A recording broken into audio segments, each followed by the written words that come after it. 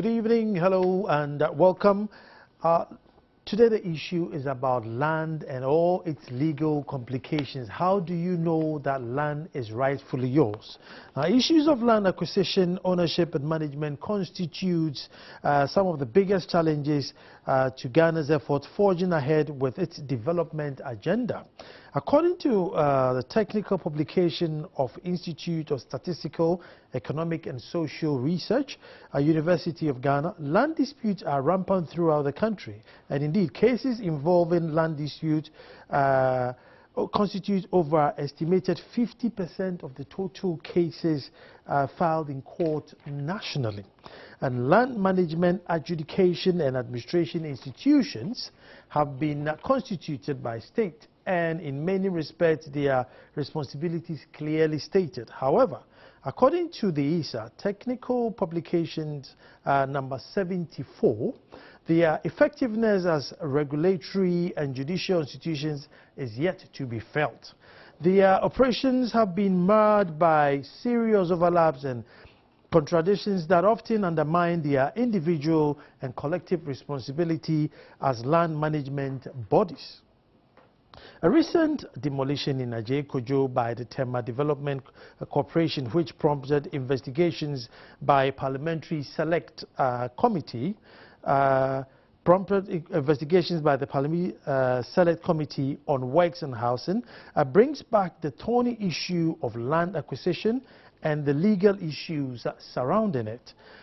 Tonight on PM Express, we're going to go into it and find out, how do you know that this is your land? Indeed, if you just walk up to a chief and bought the land, is that it? Even though the land is his, we're yet to know. When I come back, I introduce my guest. My name is Nana Ansakwa, and this is PM Express.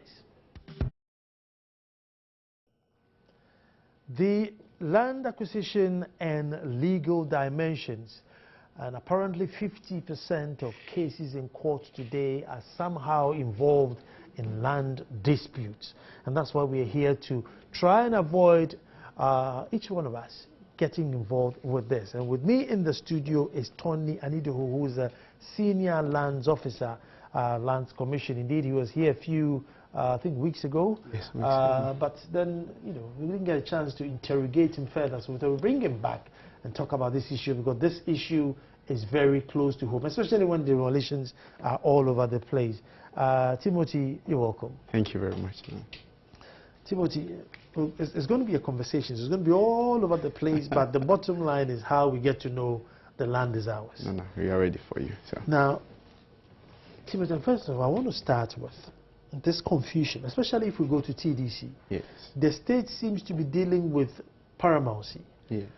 The paramountcy is probably the allodial owner of the land, but not the direct owner. So the chiefs who own the land also say, oh, nobody is spoken to us, and that's confusion. So before we even go in, I want you to, you know, help us understand this land business where they say, you know, the paramount chief is the allodial owner, the divisional chief is the customary freehold, sub-chief is a customary freehold, and the indigents are the usufruct interest. So yes. Break it down so that I know who to deal with land. You know, all the definitions you're trying to give of who owns land, that's basically what you are looking at. Sure.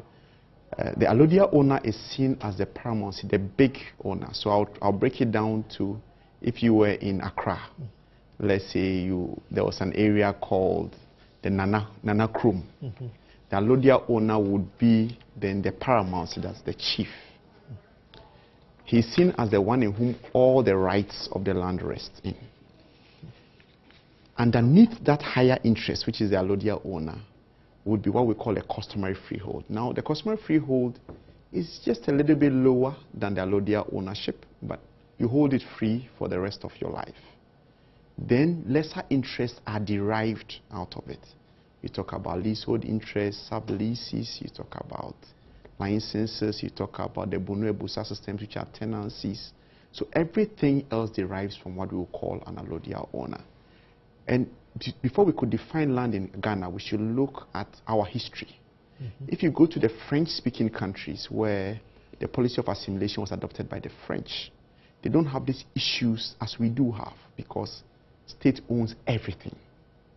I see. Yes, but in the English-speaking countries where there was association rather than assimilation, they allowed our traditional laws to work besides the British law. So there was not too much interference with our ownership. We allowed our ownership to work, and the state has its own ownership. So that's a brief breakdown on those interests that you spoke when we started the program. So, if I wanted to buy 100 acres of land in a particular traditional area, yes, I go there, so you know I'm a Dumasa, so I use a Dumasa so that I'm not liable. So he wants to buy 100 acres in a Dumasa. Yes. So you come and see me, and I have 100 acres. Yes. So we talk, Timothy. It's 100 cedis per acre. Yes. We agree. Yes. How does the paramountcy play a role in that land that I've sold to you? First of all, you have to be sure whether it is two land, is the paramountcy's ownership. Because there's a celebrated case by one Justice Kluge in Ho that seemed, in the Volta region, that seemed to distinguish family land from stool land. So we first have to interrogate the character of the land. Is it stool or is it family? You notice if you go to the Ashanti region, where the Asantehene is the overlord, everything seems to be stool land in the Ashanti region. When you come to Accra, when you go to the Volta region, when you go to parts of Western region, where you have family lands, you have to first check whether it's for family or whether it's for stool. If they say the Dumasaf's village was stool land, then you go to the traditional authority and say, I've seen your land, I want it. Now, you, the person looking for it, I'm assuming the stool has, and I try to bring some samples. This is a site plan, typical site plan. So if I point it to the camera, yes. So zoom in and then you can see. This is a site plan that defines where the area. So you can see Katama, so somewhere up there. You can see the district somewhere here. You can see the region somewhere here. You can see the licensed surveyor's signature down here somewhere. You would have had the regional surveyor's signature somewhere here. Then you have a small piece of land somewhere in the middle with distances. This will define to you the exact piece of land you are looking for in that area. And this is important because since you want 100 acres, you would have a site plan that will cover that 100 acres. From then on, what you need to do, the purchaser, is I need to do a search with a government agency, the Lands Commission, to be sure that the chief has what he claims he has. And it's important because beyond what he believes he has, the government has powers to acquire land under our constitution, compulsory acquire land. It's possible that sometime in the 80s or in the 70s or in sometime in the past, the government thought Dumasa is a good area for a good hospital. Why don't we acquire a portion? It's possible government acquired it, but has never come down there to do the project yet. So to assume that the chief has all of it would be a wrong assumption. If you do the search and it confirms his ownership, then you are going into a stage of negotiation. And that's where you are going, that's where the indenture is introduced. More often than not, people confuse the two. That once I see it, I like it, it's 100 acres, then I start signing my indenture. No, that's a place where you pause, do a search, check and confirm ownership before you go into the stage of negotiation. I'll pause here and then I'll come back, then we'll do it. Yes. And then also, this element of my father said it was up to the tree and there was an ant hill right at the back and that's where my land get to. Is there any way we can do it so we have proper demarcation? Because boundary walls are even more than succession walls. Well, land acquisition, the legal dimensions and the education is being spearheaded by Timothy Anidoho, who's the senior lands officer, Lands Commission, and indeed information is churning out very important because all too often, like you say, you've come all the way to Dumasa. It's just me. The land is mine. There's no dispute. I'm saying take it. The price is good. You pay it. So you just want to develop. But then you never know that maybe somewhere in the 50s or 60s, that particular patch was developed. And maybe I didn't even know.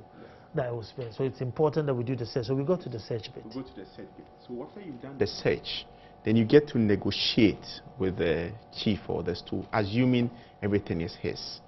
If he goes and there's nothing wrong, everything is his, then you are negotiating now on price. That's a private transaction. Mm-hmm. The government agencies are waiting for you to bring that private transaction to register. So at that level, the state has nothing to do. It has helped you know whether it's for Mr. A or Mr. B. Now it's a private transaction. So you agree, you come to do what we call the indenture. Over the years, it has changed in form and in shape. The key things is that it must have some elements. Mm-hmm. The price must be stated, who is granting must be stated, the history of how the person got to the land, and all kinds of things will be stated in that document. If it says stool land, our constitution says you cannot have a freehold. You can have only for a leasehold for a term of years. Often we say 99, but it can be shorter depending on the negotiations with the chief. So you sign your indenture, the parties sign, you also sign, the developer sign. Then you approach the Lands Commission with this indenture now to register. So you do what we call a stamp duty. The stamp duty is a tax paid on the transaction. So you pay that with the Land Valuation Division of the Commission. Then you start the registration processes. Currently in Ghana, we have two forms of registration. We have the title registration, which is in Accra and parts of Kumasi, the Ashanti region, and small pilots in the west and in the central region. And that's what title Land title registration. Okay. Yes, which is done by the Land Registry Division of the Lands Commission. And we have the deeds registration system. This is the old system that we used to practice in Ghana before 1986 when we decided to go to title registration. Now, just to give you an understanding of what the two different systems are. Mm-hmm. In the deed system, you register the document. So you brought your indenture to us. You put an indenture into a system and you get back your same indenture. Only that there would be stamps indicating that it has been registered. All kinds of stamps, embossments to indicate it's registered. In that system, you'll be registering the transaction, the deed, between the two parties. But sometime in 1986, we as Ghana thought that no, we should go to what we call the land registration system, where the British had evolved to. Now this is it. This is what we call the land title certificate. Mm-hmm. This is what we call the land title certificate. This is what we do in Accra and parts of the Ashanti region. The difference, the major difference is, you notice that the indenture you gave to us has now transformed into something different, but with the indenture stuck somewhere in the middle here. Okay. So what you give to us is giving you back, but in a different form. And in the old one, you get the same document back with stamps. But this one, the documents will change to a document like this. The major difference in this one is that you are registering the parcel. That's land A. And government is guaranteeing this parcel. So if this land title was for Kwao, and you obtained this legally, there was no mistake, there was no fraud. If by any chance something happened to this your land, government says, I guarantee this thing for you.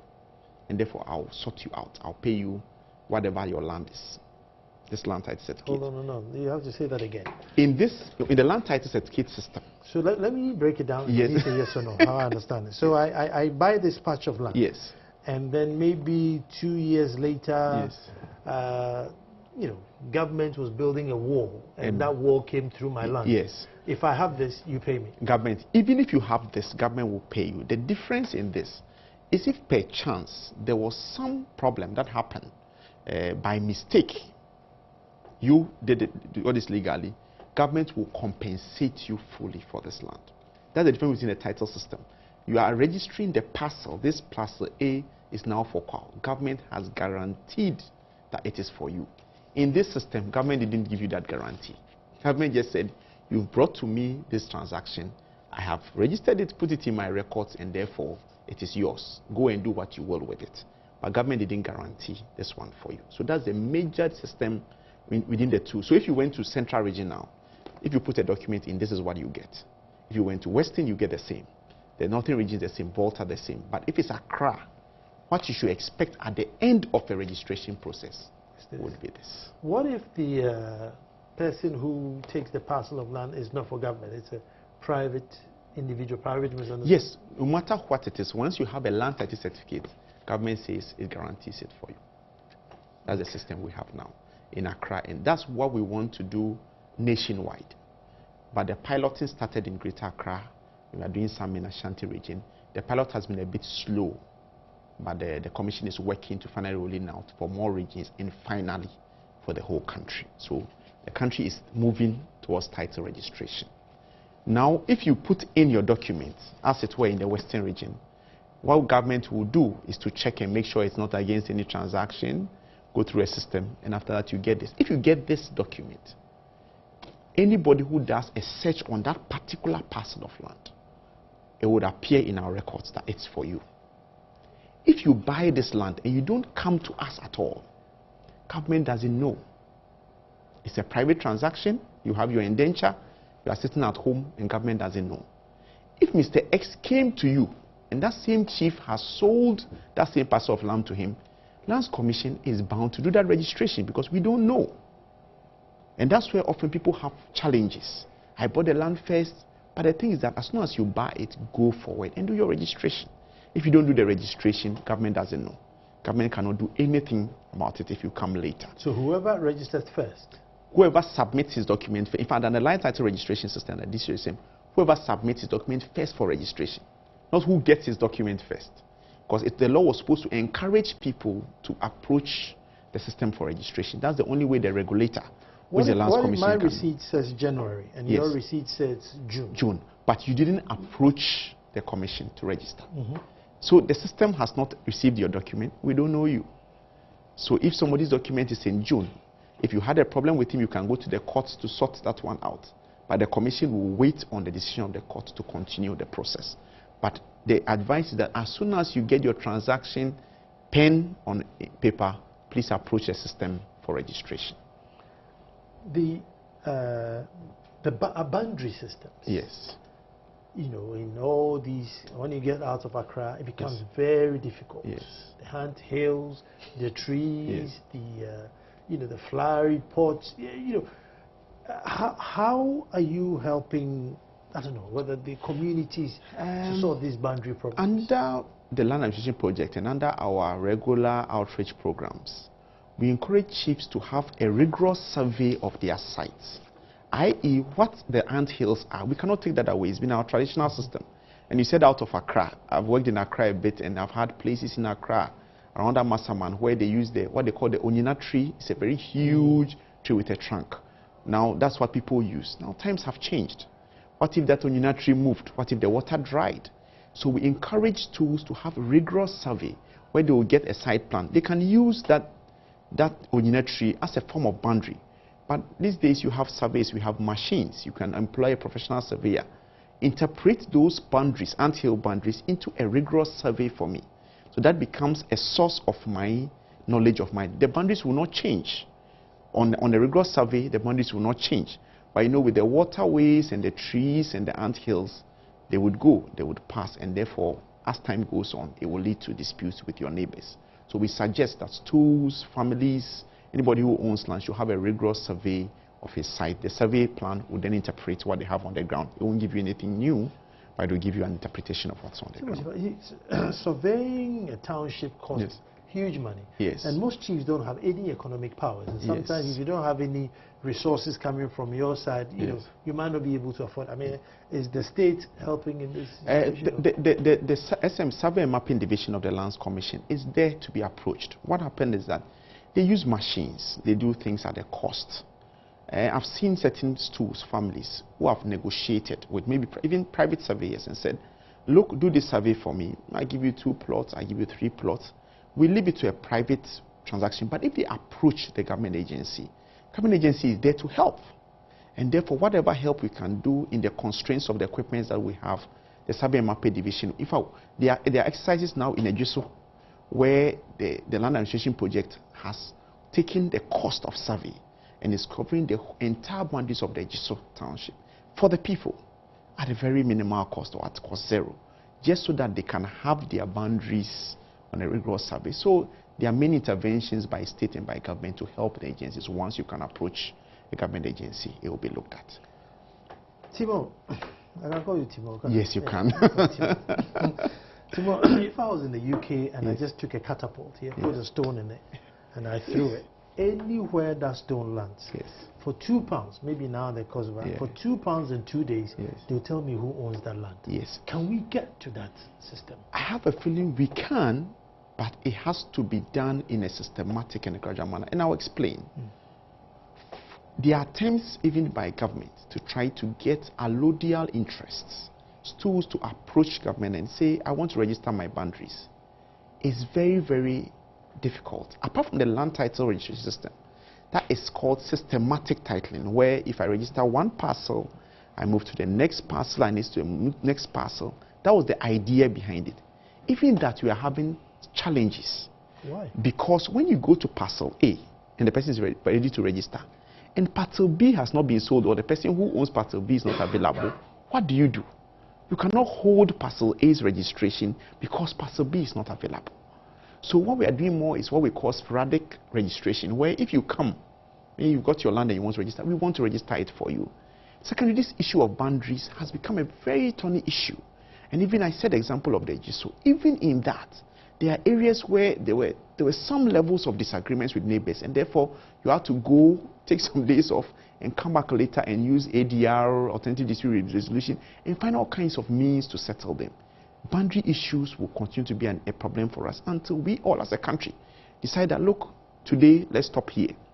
Whatever the disputes are, the boundaries, either we share it in two or we take land. But my experience with land is that no matter what it is, I had a good experience where two neighbors were fighting over 8 feet of land. 8 feet. And this dispute went on for 10 years. And I had the opportunity to speak to two very prominent people in this country. And I had the opportunity to speak to one of them. That, what would 8 feet do to you? The answer to me was that land is not like cloth that you can take a piece and dash to somebody. And it gave me an understanding of the passion that people have with land. It's so deep-seated that if you learn all over disputes, conflicts all over the world, land has been the base. And therefore, those of us who work with this find that people are passionate, really passionate about it. And you can do it, but it must be done in an understandable manner, in a gradual manner, in a manner in which all parties agree, or else you'll be forcing somebody to accept something that will later become a source of dispute. Let's bring a bit of current affairs with the amount of demolitions going on. Now, we know two wrongs don't make a right, but I also believe that housing is a really significant thing. It's not like just your trainers that you left in front of the door.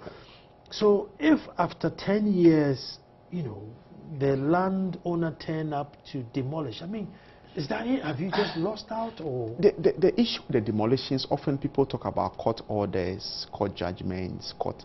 Land registration in this country has been defined by many things, and especially by court decisions. Because even we in public agencies can be registering a land for you today. Somebody takes you to court tomorrow. The next thing we hear, we get a mandamus, or we've got a court judgment. The courts are very critical in land registration in this country, and therefore when they pass a judgment, and the judgment is supposed to be carried out, more often than not, even the public agencies are bound by the decisions that they make. So I understand your concern. We all here, we have about a 1 million housing deficit. So there's a need to critically look at the ownership, the acquisition. If the people who acquired are a little bit more careful in acquiring, and that's where the emphasis is. Let the buyer beware. Caveat emptor. Let the buyer beware. Let the buyer beware. Because once the buyer is aware, and I have colleagues who have wanted to buy land for 5 years, 6 years, and are still patient. Because they got this one, you said that it was not good, they did a search, this one was for government land, the next. But once you lose your patience and you decide that, no, I just have it, I just want to build tomorrow, then there's a challenge. If we are a little bit more careful in the acquisition process, I believe would avoid a lot of these issues. And if the courts were speedy in making decisions, and because you can say an injunction today, somebody is building before you say jack, then the decision is taking 10 years' time, and then the effects of that decision is far-reaching. It's beyond what we can do. So speedy decisions, one, and then the buyer being careful. And then those who are selling illegally also must have some responsibility. I was going to go to that. Yes. Three weeks ago on my show, that's my opinion. Yes. And I proposed something which is maybe very radical, that before maybe a chief could get your gazette, you should at least have some basic in land planning and land administration, some basics, you know, because in there, most institutions, you know, they say have a, you know, basic training to do your job. And in fact, some of my colleague chiefs are not doing the nation a good service. In, you know, if the parcel of land is 600 acres, every bit of that 600 acres is sold. No provisions for roads, sanitation, everything. So, I mean, are you, what are you doing? If we talk about the planning bit, usually the assemblies are responsible for that. And the suggestion, or one of the school of thoughts is that if the planning preceded the sale, then you could have a layout of the area that would apportion the thing properly. Fortunately or unfortunately for us, our laws makes two lands subject to the Constitution. And if you bought a stool land, the basic requirements, as the Constitution said, to Article 258 going down to 266, will talk about you need the land to have been approved for planning purposes. Now, when it's family land, the Constitution doesn't hold anybody to do that. So that's where the dichotomy is. If it's government land, like you see for the airports, you see for the cantonments, you see for the East Legons, you see for the Nshaisos in Kumasi, they look well planned because government laid roads, it made provision for service, and it went. In some stool land areas, or in stool land areas, it is a must and it will be done.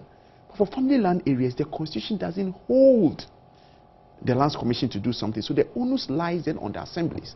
And it's critical that the assemblies begin seriously to look at planning the entire district. Even if the chief were not educated, and he came for a plan, a registration, and he was told that, look, this is a road, this is a fire station, this is this. That would, in a way, because regulation is the largest form of control.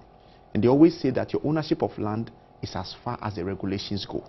Because if you own this land at Joy FM, here, Mortis, and the regulation said you cannot go beyond 5-story, even though the land was yours, you are stuck at 5-story. So if the regulations were enforced and enforced well, I'm not so worried if the chief knew or didn't know about the planning. The regulations would hold him by it, and therefore he would have to comply. But the assemblies also have a challenge. They complain about labor, but that's, and they complain about lack of staff, lack of enforcement. But if assemblies enforce the plans, we would have little problems. See, because driving up to Akropong, if you look at the speed at which Accra is coming to join the Ekuapem-Togo range, and clearly there are no police stations or fire services or big health centers or evacuation centers, sanitation, and it's really fast developing. And clearly, you know, I'm sure some families or chiefs have sold these lands with no, you know, developmental or anything. So who then do we hold? The chiefs, the districts? The chiefs, the districts, because the Lands Commission would register what you bring to us. But for the planning regulation is by the assemblies. By Act 462, the planning is in the bosom of the various assemblies. And therefore, then with their planning, with the town and country planning departments, which reside within the assemblies, should be responsible for that kind of plan. So if you, a chief, sold me a land, and it was for residential, and I brought a plan and said, I want to build a house for me and my small family, and they said, no, this place is for police station, you cannot do anything about it. The onus then will lie on you to say, they will not approve for me. If they enforce and make sure that if you put one block there, they break it down, you'll be forced to go back to a chief and say, you sold me a police station. Look, I don't want it. You either refund or give me a replacement. The problem is the enforcement. The enforcement. And therefore, when you start building, nobody stops you before you see you at lintel, you are roof level, you finish, you are gone, and they say, okay, then let's do a change of use. So the enforcement of the regulation under the Act 462 is critical to our planning. Timothy, another thing that I find, and I'm sure most people find, is that it's always the buyer that is caught in the lurch. The guy who double sailed, and sometimes even the authority who knew that this was an evacuation center but sort of changed the plan and made you build your school there, always gets away with it. And it's just the buyer who gets caught up with it. Who gets caught up. So the two buyers will fight and fight and fight and the chief is in his palace asleep. We as a nation should begin to look at who we want to hold responsible, because even you, if you bought land from a chief and you had challenges, you have a tendency to be very reluctant to go and report that chief to, i.e., the police station. He's an overlord of a place. How do you go and report him to the policeman? The policeman himself is reluctant to go and approach you. So often they say, sort yourselves out. We must think as a nation. If people are doubling in double sales and they are doing triple sales and you are doing, isn't it right that the people are held responsible? And we have to think about that, because I notice that more often than not, people are very slow to hold the people who sold to them accountable. And remember when I started, I said it's a private transaction. You entered an arm's length transaction with me. If something is wrong with it, why shouldn't you come in to sit back with me and say, I disagree, I don't like it, I don't like what you're giving to me. Either you are refunding my money back to me at some interest, or you are finding a replacement for me. More often than not, by the time you go back, the money is gone. The money is gone. That's the truth. So he says, I'll find a replacement for you. Which is fine in the middle of the bush. But sometimes you even want to accept that. Whether that one is even within his jurisdiction, it's a different matter. Whether that one, the cost involved in preparing new documents is available, it's another matter. And one of the critical reasons why chiefs or traditional authorities do that is not always, I found that it's not often with a ill motive. It's because most of them don't have records of the transactions that they do. So he can be signing the same parcel of land for 2 or 3 people. He doesn't know, because he's believed that some person in his palace, a young guy, is the one who is on the field. So he's brought a document to you and say, oh, Nana, can you sign this? He can sign, I've shown you the site plan. I can show you the same site plan with a different name on it. You might sign the same thing. I can show you to somebody else, you sign the same thing. So it's critical that traditional authorities, tools, started having what we call customary land secretariats. And luckily for us, under the land administration project, schools have been encouraged to have customary land secretariats. There are success stories. Bawi has one. The Tunfor Secretariat has one. So one was started in Kibi, some was started in the Western region. So there are success stories of schools that have decided that, look, let me also have my plan. If I sell this land to Timothy, I've marked it is for Timothy. What it does is that it helps them check what they have sold. It gives them an opportunity of data to go and pursue rent out of their documents. And it also helps a successive chief to know, because it's very easy to assume when you take over store and the land is bare that you've not sold it to anybody. So if you approach me and you want it, I say, oh, well, I can sell it for you. But maybe there has a transaction in the 60s. I want to take a break here. Yes. When I come back, I want to find out, is it true? I mean, if a land is there fallow for 2-3 years, does it revert back to the chief? So if I come and in the last 3 years nobody's developed here, can I assume that, well, since nobody's been here, I can take the land and use it for what I intended to use it for? Stay tuned. Hello, Timothy is giving us an education here. Just before we went on the break, I just wanted to find out, if indeed you want to buy a parcel of land, how long can you leave it before the landlord comes back and says, listen, well, you've left the land for 3 years, 5 years, 4 years, so I'm taking my thing back. Is there any such law, Timo? There's no law as such, but in the agreement, in the indenture that you have, the landlord has an option of placing it in it and saying you to develop this land within the next 2 years, because usually the grantor also wants to guarantee some level of development. So, i.e. in government leases, they give you 2 years, 3 years to develop. Failure to do so would give the landlord an option to re-enter the plot. Re-entry of a plot even has procedures by courts.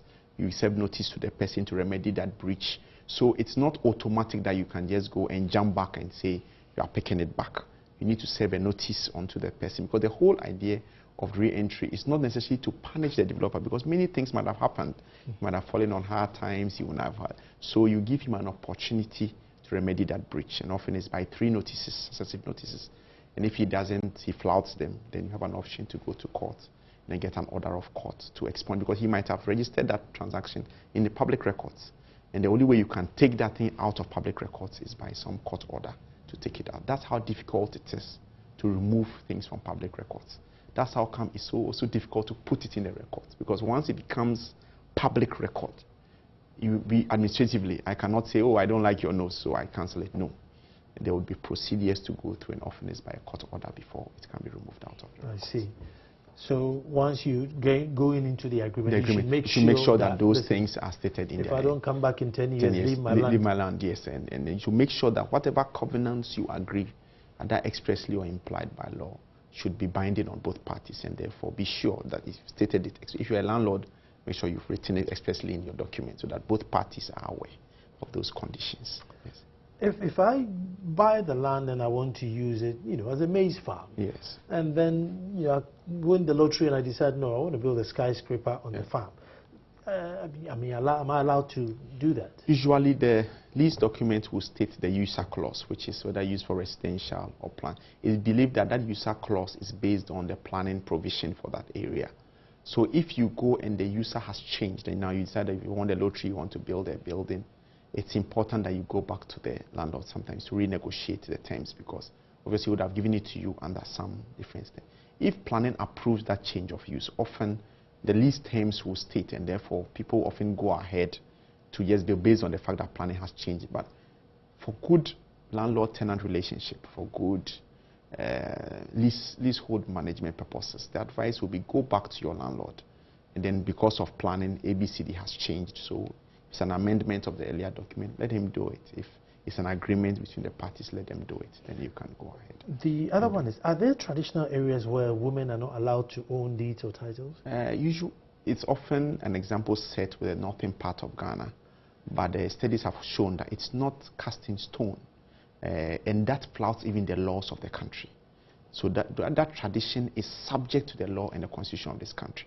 And nowhere in the constitution of this country do they prevent women from owning. So if the woman tries to enforce her right to own, to assign or to, and she owns it rightfully, the laws of this country won't prevent him. What the traditional area does is based on tradition, and therefore that will be there, but it will be subject to the laws of this country. So that if the woman went to the chief and said, look, I needed 10 acres to do this, and she was a right, she was a factory, and she has a right, and the chief said no, she has a right to enforce that under law, because she, as a citizen of this country, is not barred by any law of this country not to own land, and the law would frown upon trying to because in certain parts of this country, women have large acres of land where they cultivate, where they farm, and some of them want title over it. They own. We've seen with women farmers huge acres.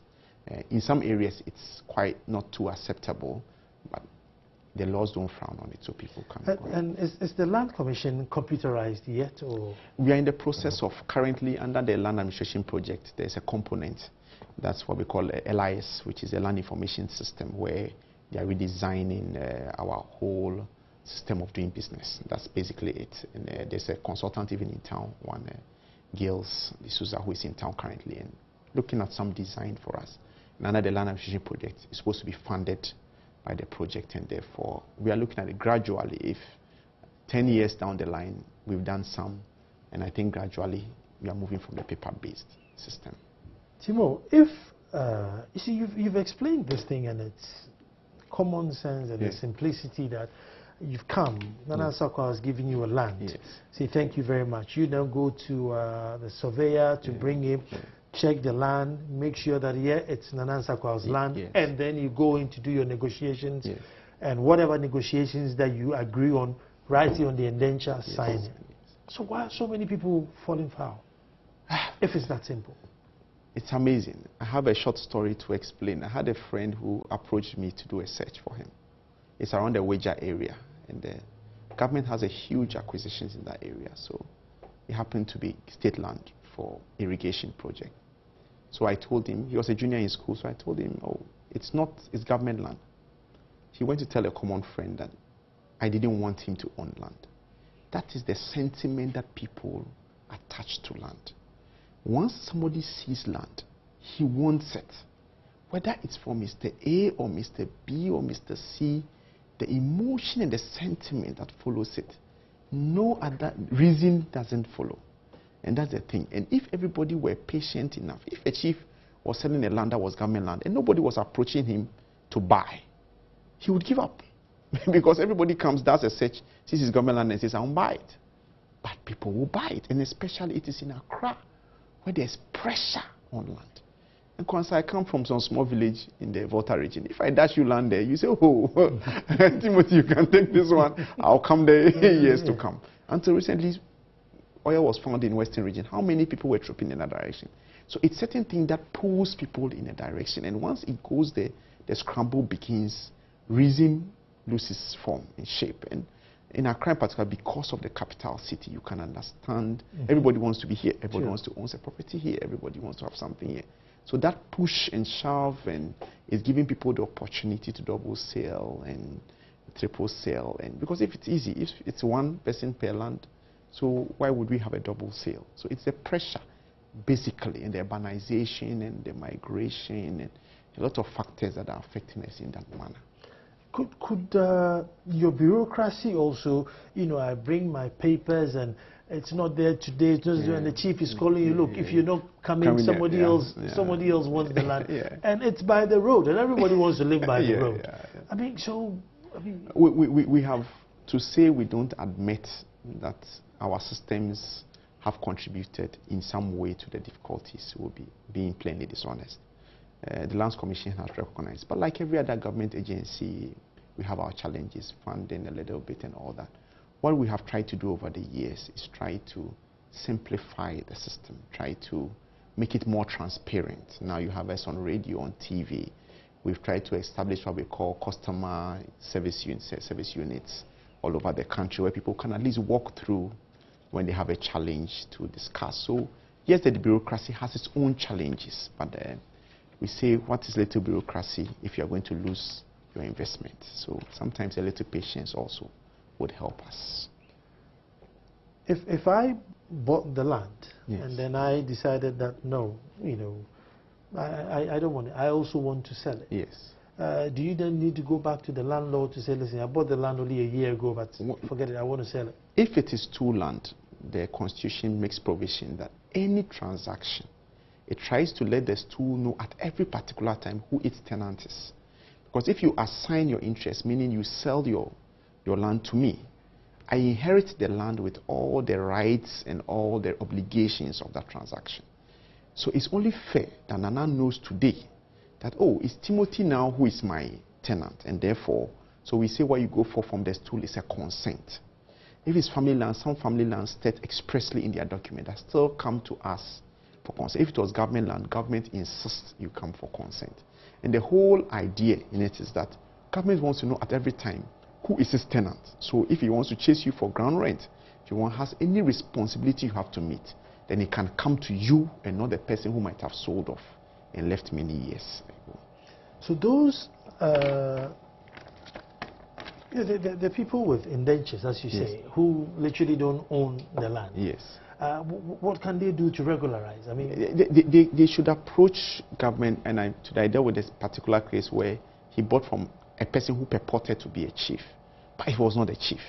Now he comes and he does a search and sees that he's the correct chief. So this is the correct recognized chief. They go back to him with your document, and more often than not, we try to appeal to the chiefs. And in certain circumstances, don't fleece the people. They have bought from somebody who has misled them, in quotes. So some of the chiefs are very reasonable. They say, okay, show me how you came by the land. So if it was this person, maybe it's part of our family, he's lost his way, so I'll give you a document. The problem is sometimes when you go back to the chiefs, the amounts they mention, it's like you are buying the land twice, 3 times, 4 times over. So the guy sort of gives up and says, I don't want to go, I'll just sit here in my small corner and have it. So usually we try to encourage the chiefs, correct those who people approach in such circumstances, just be reasonable, because in technical sense, sometimes you've lost it already. You will not go there, you will not have it, the person is occupying it. Why don't you give the person the right documentation, let him register, and then you can go back to him for ground rent and let him meet other obligations to you. That also, those ones bring some stream of income. So we try to appeal, but you can only appeal because it's an individual, it's a stool, they also have their own mindset, as it were. So, but government agencies try to appeal, especially in the case of consent. We say, look, take a token, we say drink money. But sometimes some of the drink monies now can buy more than a drink. Buys the brew. The drink money buys the brew. But my final point is, so what do you need to have in your hand to know that land is yours? Because I know we have so many papers. In Accra, when you Kumasi. in Accra or parts of Kumasi, not the entire Kumasi, what you would have at the end of the process is this, a land title certificate. And this, then you can say that I own land. I own land. Then you know it's in public records. So you don't, you have this. If I came and I saw the land and I even came to pass behind you, you were in the US for 50 years and you were not here, and I came to do a search. Every time I come, you tell me the land is for Nana Ansakwa. If I was in the other parts of this country, what you would have is that same indenture that you have procured, but there will be stamps around them under the deed registration system. And then it will indicate to you, they say land registry, there's a stamp here, you have some numbers here. These are just references for the Lands Commission to be able to trace your documents when you come. And anytime you put that particular site plan, only a site plan, on our sheets in our records, you'll find out that the land up belongs to you. That will be the finality of your registration. Anybody like, I'm stating again because it's just too, and I feel sorry for those whose houses have been broken. Yes, because they all bought it in good faith. In good faith, in good faith. And the law says a bona fide purchaser without notice. But for government land, notice is deemed to have been served on everybody. Wow. So first, go and see the plot. Yes. And then go and bring a surveyor. Do your site plan to be checked. Or the person might have a site plan for you. But it's good that you take a surveyor to be sure that this is the parcel of land we are talking about. Then you get the chief to, then you do your search. Then if it is for him, you go and get your indenture, which is the agreement between the two parties. You both... Quickly, do you need a lawyer involved in this, or do you have to do it personally? My suggestion is that in land matters, I call surveyor, I call the lawyer, the best is to get it done professionally. And if it's a lawyer that you need, yes, get one. Because I know that every other thing in Ghana, we are ready to use professionals. There's the estate surveyor, who we call the valuers, can help you. The lawyers can help you. The land surveyors can be of an assistance. And anybody who has the know-how about land will be the best person to help you do this. Timothy Anido, thank you very much. It's been very educative. I know as for land matters, I can drag on and on and on. I'll never exhaust it. But who knows? I'm sure we'll get him back again on some other issues regarding land, because it's very, very sentimental and dear to all of us. Thank you very much for watching. My name is Nana Ansakwa, and as I say, tomorrow we'll be back to do it all over again.